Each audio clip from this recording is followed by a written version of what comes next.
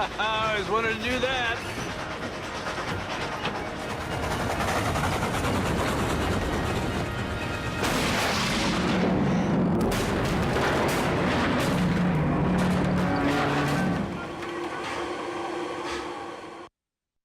Two shielded gat. Welcome to the final level. On hard and insane, this level is absolutely ridiculous. You can die very quickly. Those Gatling gunners are pretty much glued to you. Oh, this is the best work they've done so far. Like, the scripting of this is that you're supposed to gun them down with the cannon while when the gunners are distracted, which only happens for maybe 2 or 3 seconds. And if they're not during that specific distracted phase, they will be on to you. Basically, we're babysitting this cannon throughout the entire level. Also, this level is obsessed with switches. They really like their console handheld hybrids in the Old West. Oh, they were ahead of their time. This section is horrible. So you get one checkpoint as soon as you go over to the junction switch, but then you're stuck behind cover here with these snipers, and you sort of have to play peekaboo. This kids is what cover systems were like before Gears of War.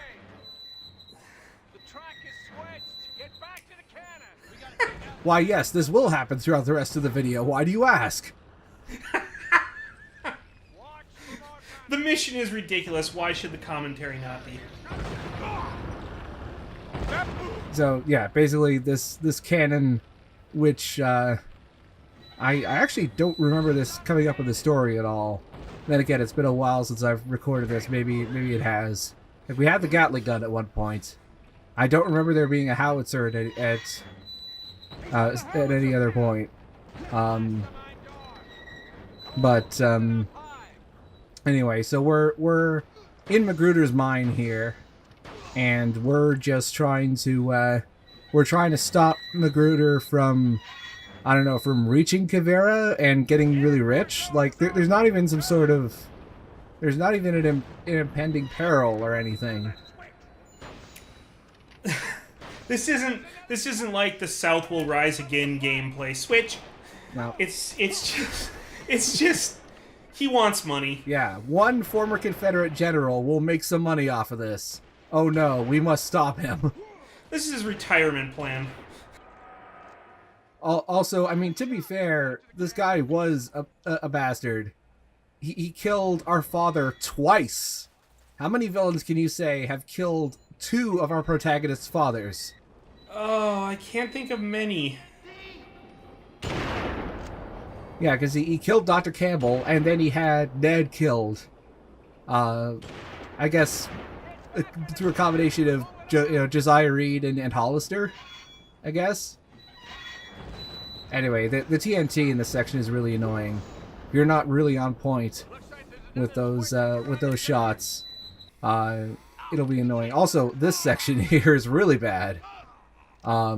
Especially on hard and insane, because those Gatling gunners will shoot you down. You have to be really precise with your sniper rifle. And the sniper rifle kind of controls like the older GoldenEye style. The track is switched. Get back to the cannon. GoldenEye is not coming to the Switch. I'm so sorry. We can still hold out hope.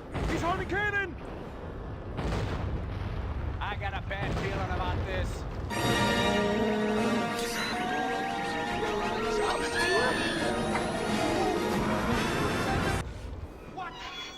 I don't know if you were noticing in the last couple of frames there.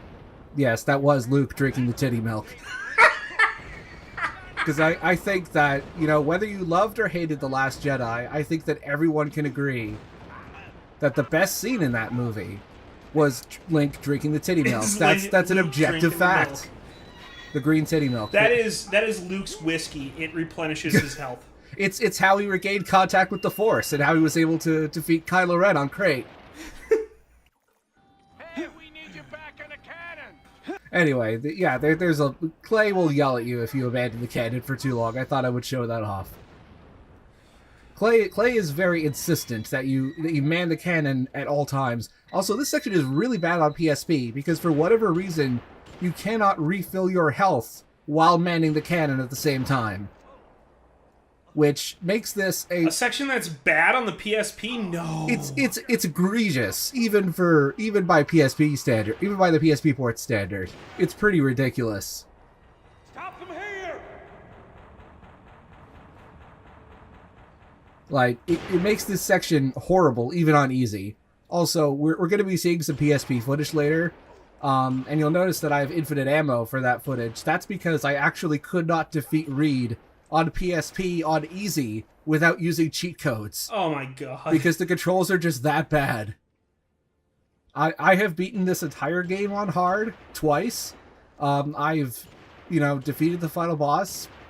But the PSP version stymies you. On easy. The PSP version is just too ridiculous, and it all has to do with the terrible controls.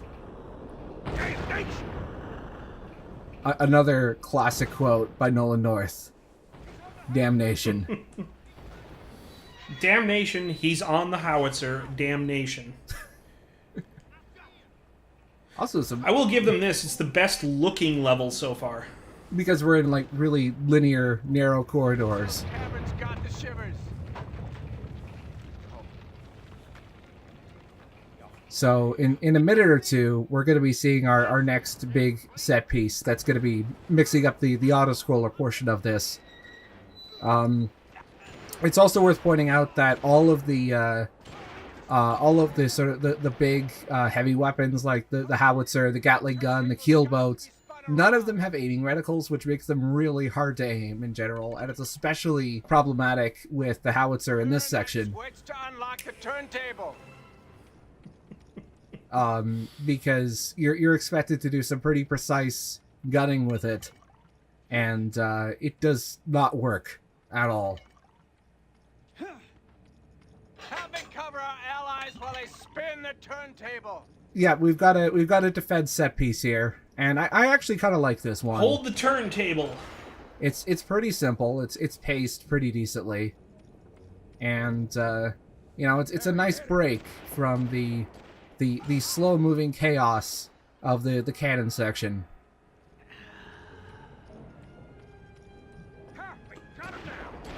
And they only send out like 2 or 3 enemies at a time as well.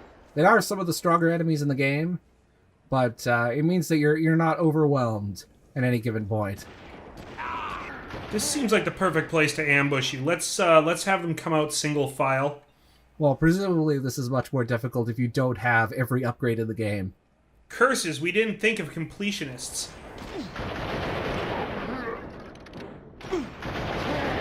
Quick as lightning. Also, I didn't think to make a Grease Lightning joke there. I'm very disappointed in my past self. Next time.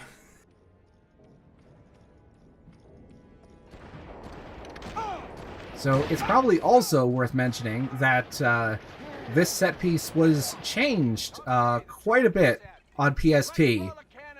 And I think it has to do primarily with difficulty that the developers had when it came to dealing with rotating platforms or moving platforms. So on PSP, the switch to the turntable is locked. So Clay has to come over and break the lock on the switch. And it's basically a repeat of this sequence, but instead of the turntable actually moving, it's just a sequence here where you're defending Clay while he breaks the lock on the switch on the lever for the turntable. Oh, that's a cop out. Well, I mean, it's a technical thing, right? You just show a cutscene of the turntable moving. Okay, the track is set. Oh. Let's roll a cannon through. And then the really cheap thing is they add another wave to the set piece, which is something the console version does not have. Surprise! Also, when you're using infinite ammo, the shotgun is really useful because it never has to load, so the rate of fire makes it incredibly powerful and a very useful weapon. So that's a pro tip for any of you cheaters out there.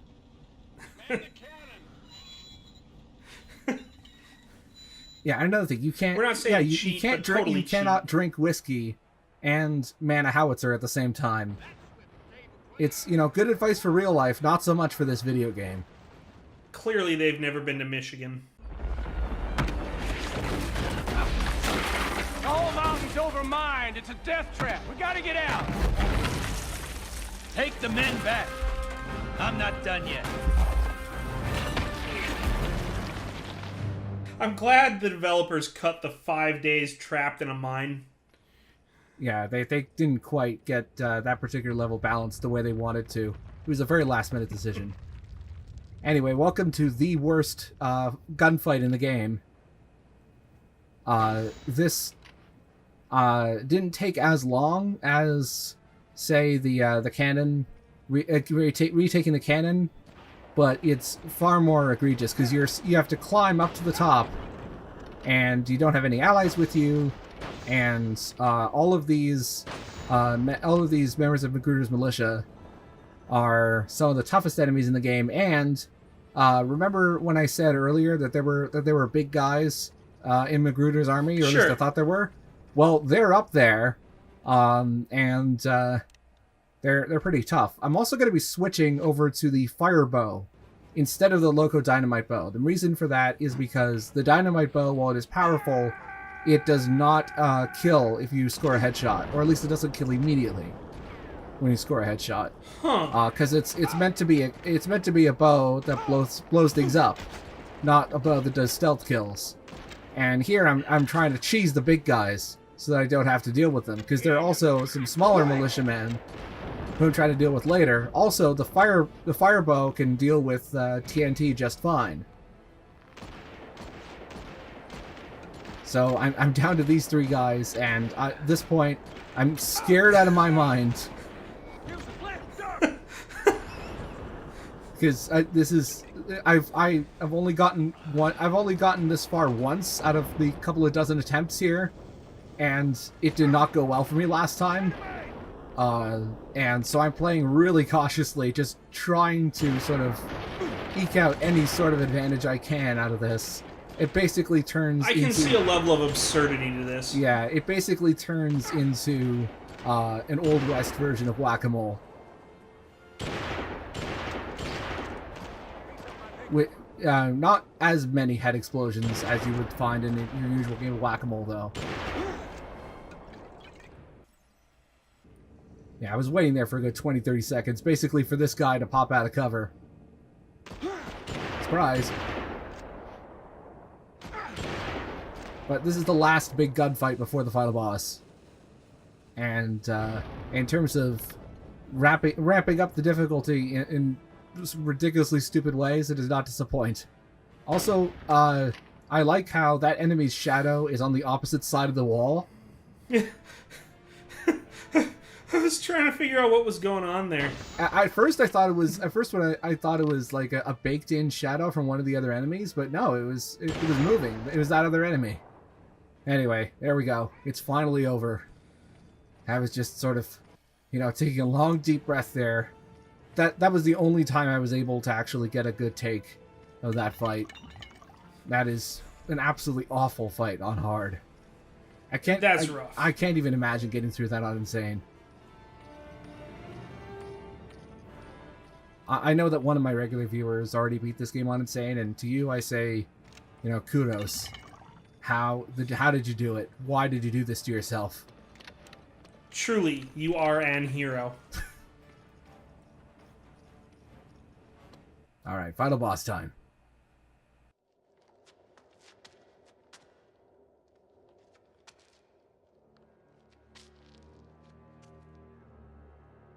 My whole life, I've been searching for this. Has it been worth all the bloodshed?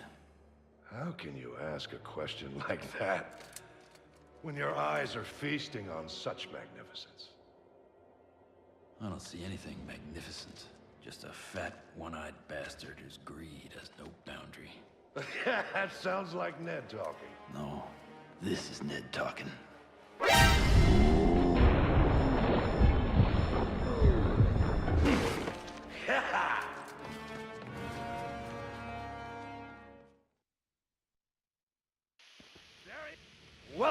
my domain, kid. And your final resting place. So I turned subtitles back on for this fight because by this point I was so sick of listening to Magruder. And I was playing with the sound off, but I also needed to know his audio cues in order to fight him properly. So you remember that really bad final boss from Uncharted 2? Yes. Against Lazarevich, where you had to shoot the pods for the Tree of Life? Yeah.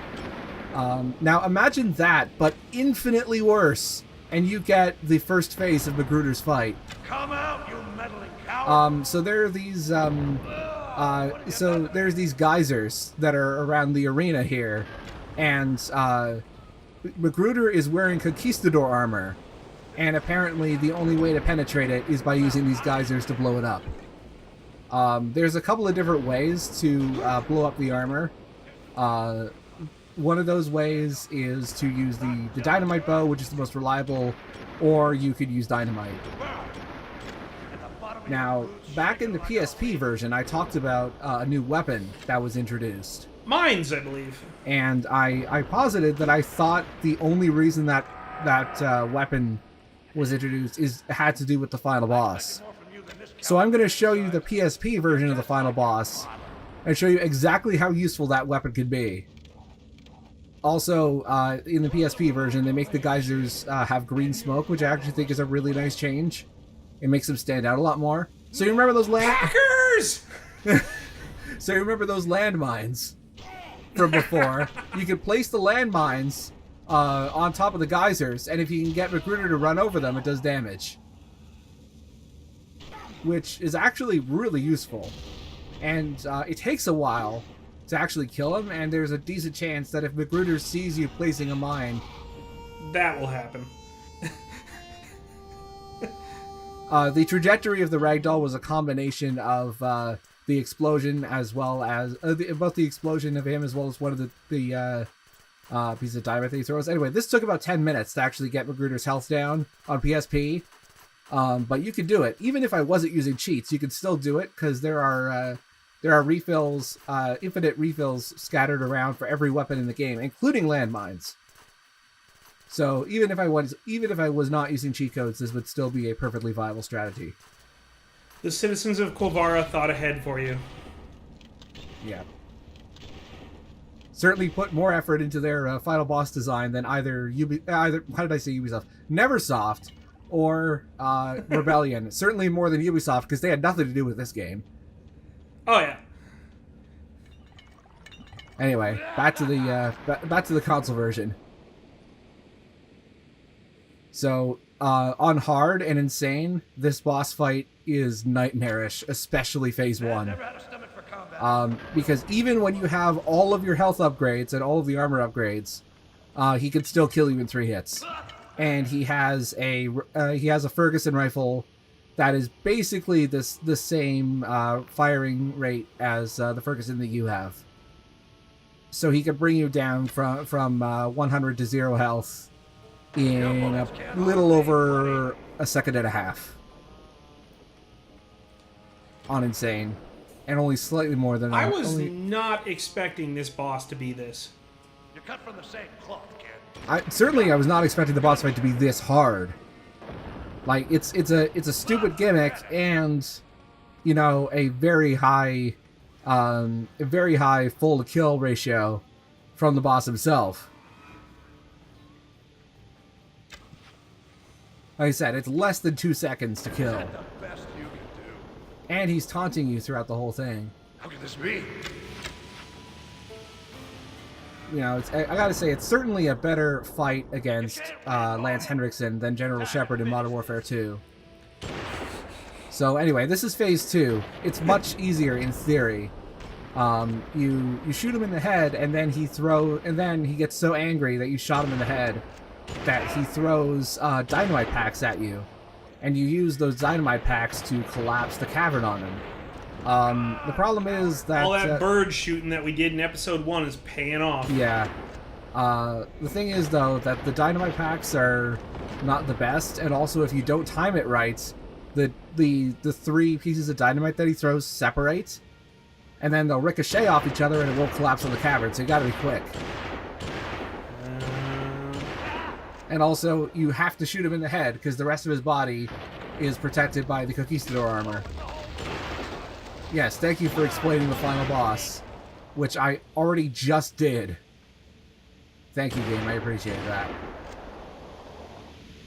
Blast you! Now we're blasting you. Get it right.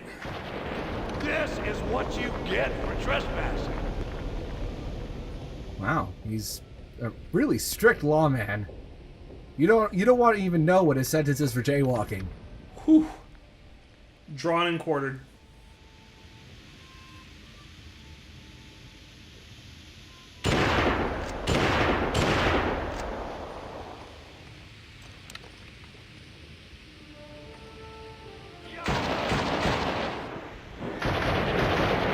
And remember, eventually we get to this. Like here, if you don't get it right, the dynamite packs will ricochet, and if you really mess up, they'll hit you, and it's not a one-hit kill. At least not on. It might be a one-hit kill on hard. There's only one attack in the entire game that is a guaranteed one-hit kill, regardless of the difficulty. And I will be showing that off in the extras video. Like even if you, even if you put a stick of dynamite right at your feet and blow it up, it will not be a one-hit kill on easy. Anyway, that was the last. Oh no, sorry, that wasn't. I was gonna say this has got to come down on him eventually. It's supposed to take only 3, but I'm just really bad at it. There is a better strategy for this from a speedrunning perspective, but it requires standing out in the open, which is not something that I would recommend doing on hard. No. At least not against Magruder. There's also a random chance that he can spawn extra militiamen to fight on the opposite side, but he didn't do that during this take.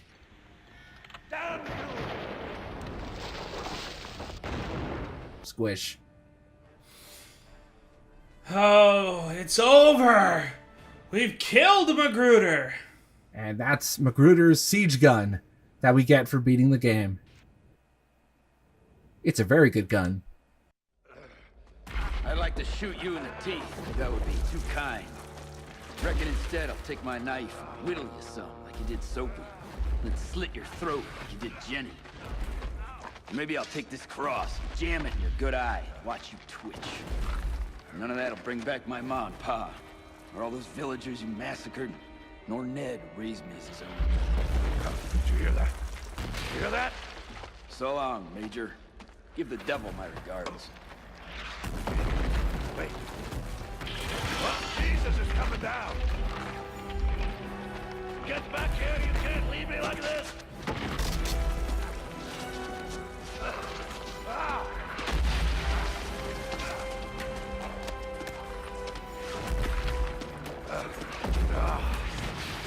Get back here! I can make it worth a while! Ah.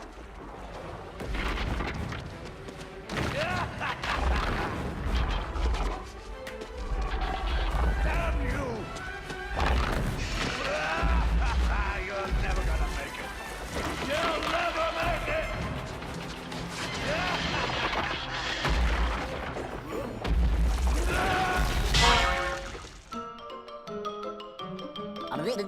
That's all, folks.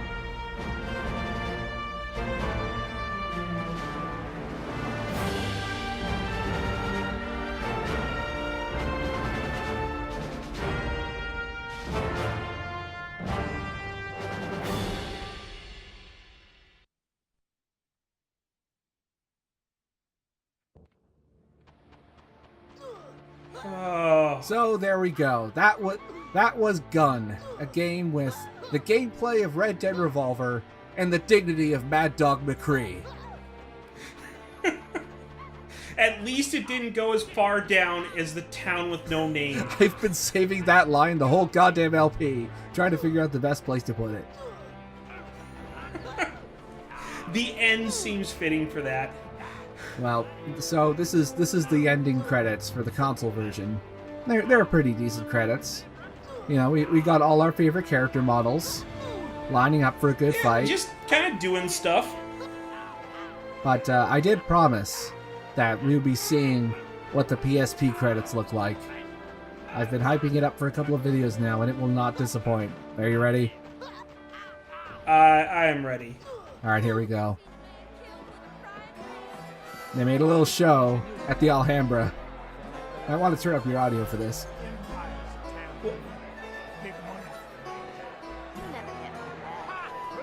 Hookers and buffaloes. And some of the original characters too. There's Ned, drunk on the table. There's Jenny.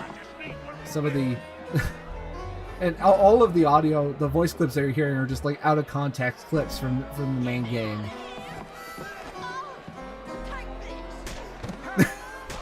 The opium dealer getting into a fight with Hollister's men, or sorry, with Recruiter's men. I think that's Fights at Dawn over there, playing cards with some of the renegades. Yeah, look, there's Hollister. Apparently, he's doing pretty well for himself over there. He might manage to beat Buck. And Honest Tom, who's cameling right next to him. Oh, never mind. Hollister died. So, this is pretty funny, but here's the problem. In comedy, generally speaking, you don't want to repeat yourself. And here's the thing, it loops. Wait, it loops? It loops. And it loops a lot. Like, I'm fast forwarding this just to make this watchable. So this is the second loop. This is the third loop. It's Groundhog's Day. This is the fourth loop. It's Groundhog's Day. We're on loop number 5. And then it goes for a minute. Then they have the good sense to black out. A minute and 42 of black screen. No music. With just no black music. Screen. To me, what is wrong with you guys? Okay, so Rebellion Studios were also the ones who, they were the ones who ended up being like the main developers on Rogue Warrior. Okay. Bethesda were the ones who published it, and it got jumped, and it was sort of jumped around to a bunch of other studios. But Rebellion were the ones who made it. I feel like this has their trademark sense of humor. These PSP credits. Like, they were probably the ones responsible for that. You're familiar with the end credits of Rogue Warrior, right? Yes. Yeah. So for those of you who aren't, it's it is a montage of all of the swear words that Mickey Rourke says in the entire game, set to rap music. And I feel like the same minds who made those particular credits were also responsible for that little bar scene that you see there. At the end of Gun Showdown. Oh, here we get our voice actors. Good job, everyone. You did the best with what you had. Oh, Eric Schweig. I did not know that Eric Schweig also voiced Fights at Dawn. I didn't know that.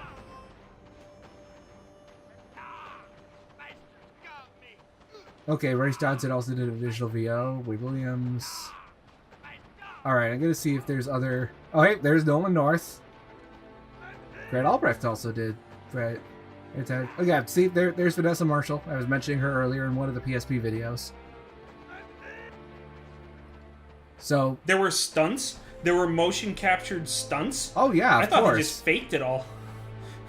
Yeah, I mean, this was 2005. There was like enough development or enough technology that they could do mocap stunts. They didn't have to keep... There was a night shift? There was a third shift? There was QA? Only one.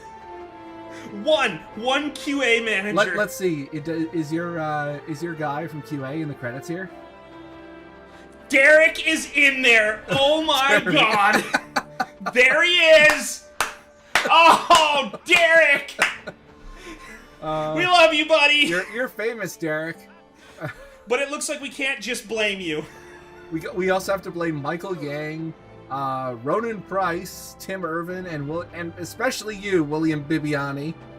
But I have to give a special shout out though to Christopher Leonard's. His soundtrack desperately belongs in a better game. It is a very Western soundtrack. It is very 70s, 80s Western movie soundtrack. It's someone who's familiar with Morricone, but also wants to be, grander and more grandiose. But not enough for it to rub off on the rest of the game. Yeah.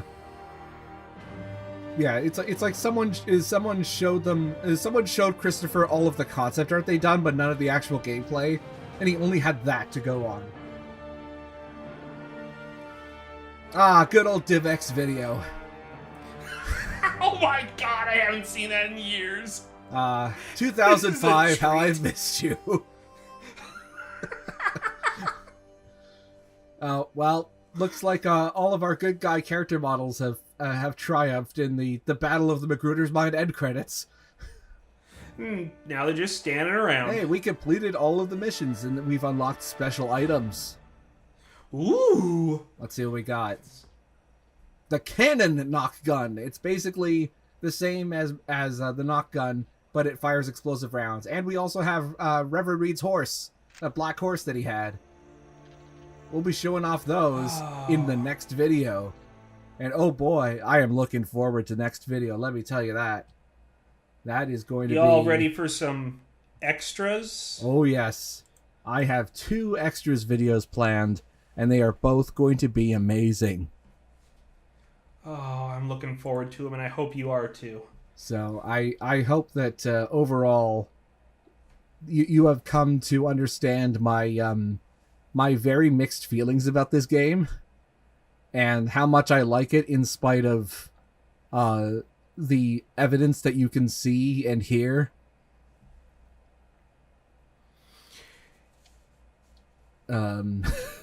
It's I feel like it's good for the time. But they never would have gotten away with some of this now. It's also good considering that, this really is the first time that Neversoft have tried to make a game of this scale. Like, really the closest they ever came was Spider-Man in 2000, and that was a very linear action game by comparison. Like, this was their first hand at a GTA clone. I mean, Tony Hawk's Underground was kind of similar. Oh, that reminds me. I just need to check. Was it... There was a... In one of the Tony Hawk games, they hit an Easter egg regarding Gun, because they never made a sequel. But they had... I gotta check the... Oh, yeah, okay, it was in Tony Hawk... It was in the demo for Tony Hawk's Proving Ground. In one point, there was a... in the demo for Tony Hawk's Proving Ground, there was a poster that you could find in the movie theater in that area. I'll have to put an image of this on screen. And it was a poster for a movie called Gun 2: Magruder's Ghost. So far, this is the only evidence that we have of Activision or Neversoft acknowledging that there was ever going to be a sequel or any hint at a sequel. Although there has been some suggestion, unofficial sources confirming that Activision really wanted a sequel for Gun, especially because apparently this game sold well. But Neversoft were unwilling to pursue the IP any further on the next generation of consoles, the 360 and PS3. Because this game is a launch title for the 360, but it was made for the previous for the previous generation of consoles. I liked it. For all its quirks, it was a solid game. And it's also very fun to play. I mean, in spite of, you know, being aesthetically bad and, you know, the video game equivalent of a racist grandpa, at least it plays well.